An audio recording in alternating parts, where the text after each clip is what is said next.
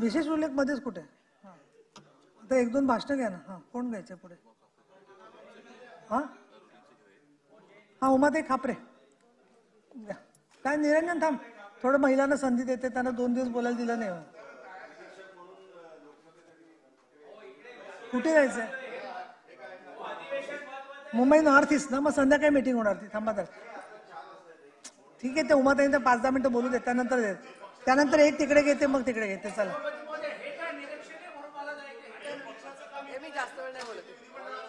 ते निरंजन जरा तुमच्या बरं बोला, चला तू बोल. त्यांचं मन विशाल आहे ताईंचं, लगेच त्यांनी परवानगी दिली. मी दोन्ही ताईंचा खरा आभार व्यक्त करतो की तुम्हाला बरोबर, पण तुम्ही ऐकलं प्रेमाने सामंतांचं ऐकताय, बरोबरचं ऐकताय. मला वाटलं तुम्ही मीटिंग बदलली, त्याच्यानंतर तुम्हाला देते. आज या अर्थसंकल्पावर आपले विचार मांडण्याची मला संधी भेटले आणि या राज्याला विकासाच्या दिशेने नेत असताना त्याचबरोबर महाराष्ट्र धर्म राखण्यासाठी आणि या महाराष्ट्राला 1 ट्रिलियन इकॉनॉमीच्या ग्रोथच्या दिशेने नेत असताना जो अर्थसंकल्प माननीय उपमुख्यमंत्री अजितदादा यांनी मांडला, त्या अर्थसंकल्पाला माझा पाठिंबा देण्यासाठी मी याकडे माझे विचार मांडत आहे. सदर अर्थसंकल्प हा महाराष्ट्राच्या पायाभूत सुविधांच्या मोठ्या प्रमाणात विकास होण्याच्या दृष्टिकोनातून निधीची तरतूद ही केलेली आहे. राज्यातील महामार्ग तसेच रेल्वे मार्ग जोडण्याच्या दृष्टिकोनातून अतिशय महत्त्वपूर्ण असे निर्णय महायुतीच्या या शासनाने घेतले आहेत. यामध्ये स्वातंत्र्यवीर सावरकर वर्सोवा वांद्रे सागरी सेतूचा विस्तार तो पालघर पर्यंत आणि विलासराव देशमुख पूर्व मुक्त महामार्गाचा विस्तार हा ठाणे शहरापर्यंत करण्यात आलेला आहे. आणि त्याच्यामुळे या माध्यमाने ठाण्यामध्ये होत असलेल्या किंवा पालघरला जाण्यासाठी जो प्रवासाचा वेळ आहे तो निश्चितपणे वाचणारच आहे, पण त्याचबरोबर इंधनावरचा होणारा खर्चही हा निश्चितपणे वाचेल आणि त्याचबरोबर पर्यावरणावरती याचा एक चांगला इम्पॅक्ट येईल असा विश्वास मला आहे. समृद्धी महामार्गाचा आपण सगळेच जण नागपूर अधिवेशनाला ज्यावेळेस आलोत त्यावेळेस त्याचा लाभ आपण सगळ्यांनी घेतलात, पण तो समृद्धी महामार्ग आता मुलुंडपर्यंत जोडला जात आहे आणि ठाणे येथे जो ट्रॅफिक कंजेशन नेहमी या माध्यमाने जो होतो तो या माध्यमाने कमी होईल असा विश्वास मला आहे. ठाणे ते पडघा असा एक नवीन उन्नत महामार्ग जो राज्य शासनाने साकारलेला आहे, त्याच्यामध्ये कळंबोली ते पडघा असा तो केल्यास कल्याण शेळ फाट्याच्या मध्ये पण होणारा जो ट्रॅफिक कंजेशन आहे त्याच्यामधनं ठाणेकर असतील डोंबिवलीकर असतील यांची सुटका होईल आणि त्याचा मोठ्या प्रमाणात दिलासा या दोन्ही शहरांमध्ये भेटेल.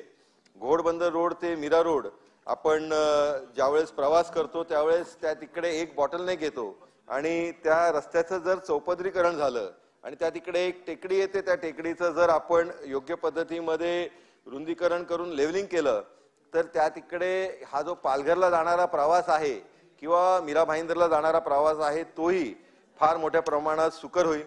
मुख्यमंत्री ग्राम सडक योजनेच्या अंतर्गत 7,600 कोटी रुपये खर्चून 7,000 किलोमीटर लांबीच्या रस्त्यांची दर्जाची उन्नती होत असताना माझ्या कोकण पदवीधर मतदारसंघामध्ये कल्याण मुरबाड रेल्वे मार्गाचे भूसंपादनासाठी शासनाने भरीव निधी मंजूर केली आहे. त्यासाठी मी शासनाचे आभार मानतो. माझ्या पदवीधर मतदारसंघातील पालघर जिल्ह्यामध्ये देशातील सर्वात मोठा तसाच एशिया खंडामध्ये 1 नंबरचा असा जो बंदर होणार आहे तो वाढवण बंदर याच्या विकास प्रकल्पासाठी जवळजवळ 77,000 कोटी रुपयांची तरतूद या अर्थसंकल्पाच्या माध्यमाने शासनाने केल्या आहे. त्याच्यामुळे मी शासनाचे आभार मानतो. या प्रकल्पामुळे आंतरराष्ट्रीय स्तरावरती आयात निर्यात वाढून जिल्ह्यातील जे स्थानिक भूमिपुत्र आहेत त्यांना निश्चितपणे एक फार मोठी रोजगाराची संधी भेटेल आणि याच्यामध्ये वेगवेगळे प्रोजेक्ट्स हे निश्चितपणे येऊन या भागातला मोठ्या प्रमाणात विकास होईल.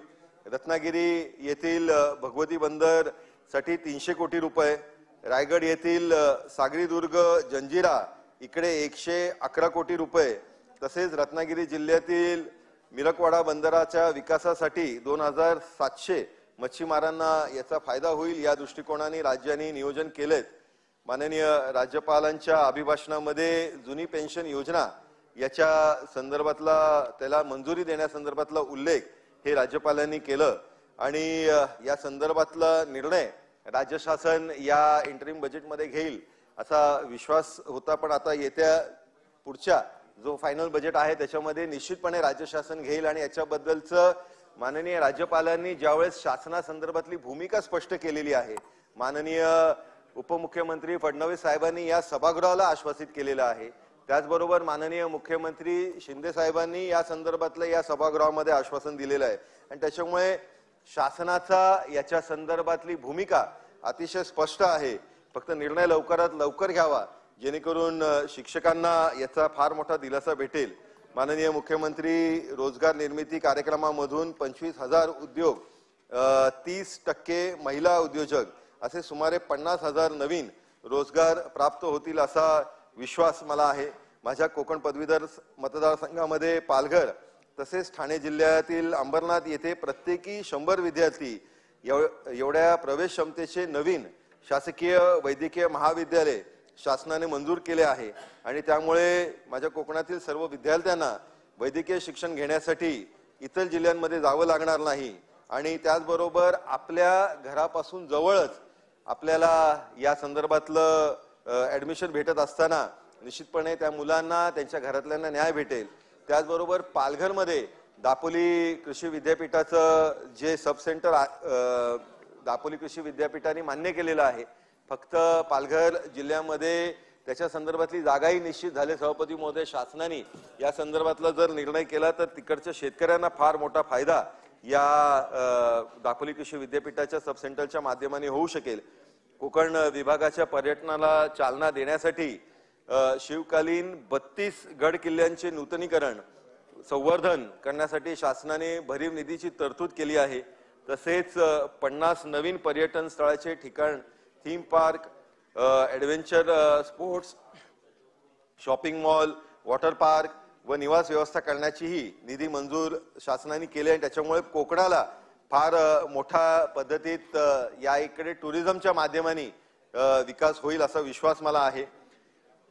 सभापती महोदय, छत्रपतींचा विचार घेऊन निश्चयाचा महामेरू, बहुजनांचा आधारू, अखंड स्थितींची निर्धारू, श्रीमंत योगी ही विचार घेऊन हे राज्य शासन काम करत असताना प्रतापगडाच्या पायथ्याशी वीरजीवा महाला यांच्या स्मारकासाठी जागा उपलब्ध करून बांधकाम करण्यासाठी शासनाने निधी मंजूर केला आहे आणि त्यामुळे वीरजीवा महाला यांनी केलेल्या पराक्रमाचे शौर्य हे नवीन पिढीलाही कळण्याच्या दृष्टिकोनाने, कारण जी पिढी आपला भूतकाळ विसरते त्याचं भविष्यही अंधारमय होतं आणि त्यामुळे होता जीवा म्हणून वाचला शिवा या बाबीला निश्चितपणे उजाळा मिळेल आणि भावी पिढीला याचं महत्त्व कळेल.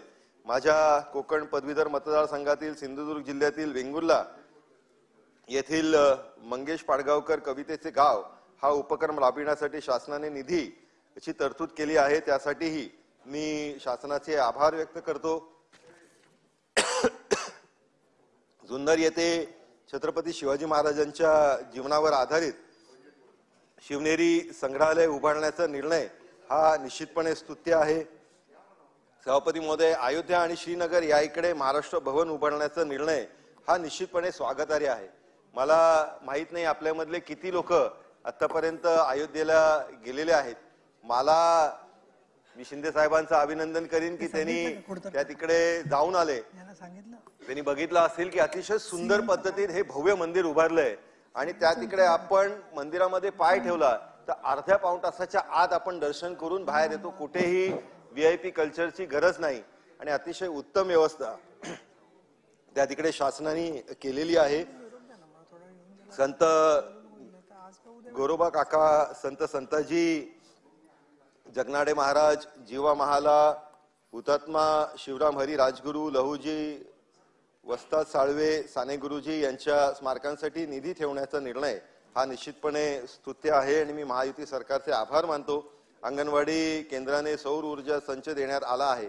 त्याच पद्धतीने ग्रामीण भागातील सर्व शाळांना सौर ऊर्जा संच देण्यासाठी प्रस्ताव शासनाने तयार करावा, जेणेकरून विद्यार्थ्यांना आणि बहुसंख्य शाळांना डिजिटल शिक्षण दिले जाऊ शकेल. सभापती महोदय, प्रत्येक जिल्ह्यात केमोथेरपीचं सेंटर करण्याचा शासनाचा जो निर्णय आहे तो निश्चितपणे स्वागतार्ह आहे. आज तारखेला आपण जर बघितलं तर कॅन्सर आणि हार्ट डिझीज याचं प्रमाण अतिशय मोठ्या प्रमाणात वाढत आहे आणि त्याच्यामुळे आपल्याला जर लक्षात आलं तर लहान मुलांपासून ते वयस्करांपर्यंत कॅन्सर, हार्ट डिझीज किंवा डायबिटीज हे आपल्याला भेटतंय. पण सभापती महोदय, आपण बघतो की शहरीकरण हे फार मोठ्या प्रमाणात ठाणे जिल्हा असेल, पुणे जिल्हा असेल या इकडे होतंय आणि त्याच्यामुळे आता शहर याला जिल्हा या दृष्टिकोनाने बघून त्या शहरांच्या दृष्टिकोनानेही आपण केमोथेरपी सेंटर उभारण्याच्या संदर्भातला राज्य शासनाने निर्णय घ्यावा अशी माझी विनंती शासनाकडे आहे.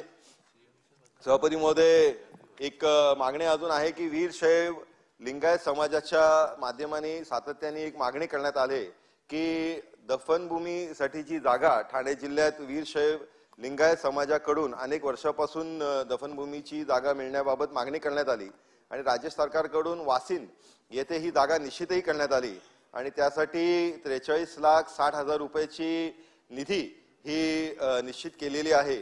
तर वीरशैव लिंगायत समाजाला आर्थिक परिस्थिती त्या समाजाची नसताना शासनाने याच्यामध्ये भूमिका घ्यावी आणि ती निधी उपलब्ध करून द्यावी अशी विनंती मी शासनाकडे करत आहे.